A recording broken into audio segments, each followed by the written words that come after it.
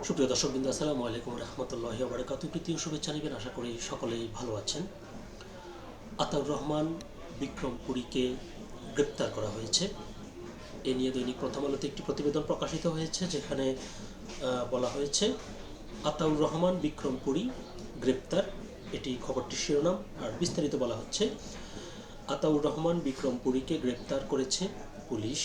ঢাকা মহানগর পুলিশের গণমাধ্যম ও জনসংযোগ বিভাগের উপকমিশনার ডিসি মোহাম্মদ তালেবুর রহমান আজ বুধবার বেলা ১:৩০টার দিকে প্রথম আলোকে এই তথ্য নিশ্চিত করেন। তালেবুর রহমান বলেন, নরসিংদী থেকে আতাউর রহমানকে গ্রেপ্তার করে ডিএমপির গোয়েন্দা শাখা ডিবি।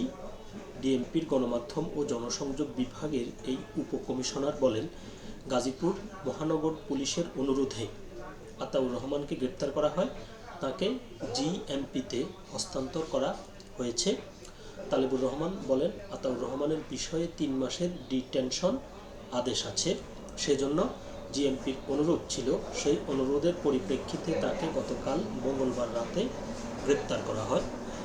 তো সময়ের সাথে সাথে হয়তো আরও বিস্তারিত জানা যাবে যে অ্যাকচুয়ালি আসলে তাকে গ্রেপ্তার করার কী কারণ, কি আইনশৃঙ্খলা পরিস্থিতির অবনতি হওয়ার কোনো সম্ভাবনা আছে কি না তাকে ঘিরে, বা তার বিরুদ্ধে অন্য কোনো অভিযোগ রয়েছে কি না। তো পরবর্তীতে তার সম্পর্কে আরও বিস্তারিত জানতে পারলে আপনাদের সামনে এসে হাজির হব। সে পর্যন্ত সকলে ভালো থাকবেন, সুস্থ থাকবেন। আল্লাহ হাফিজ।